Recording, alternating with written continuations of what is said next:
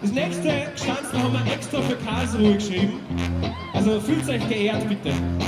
Wir müssen nur auf unseren Zettel kurz schauen, weil das können wir nicht auswendig. Haben wir uns vorher gerade im Backstage ausgedacht für euch. Wo soll dieses Line-Up? Da kenn ich nur zwei. Ausschließlich den Kasper und Alligator. Erwin und Edwin, die zwei kenn ich nicht. Erlaub die Musik und der Name ist recht blöd.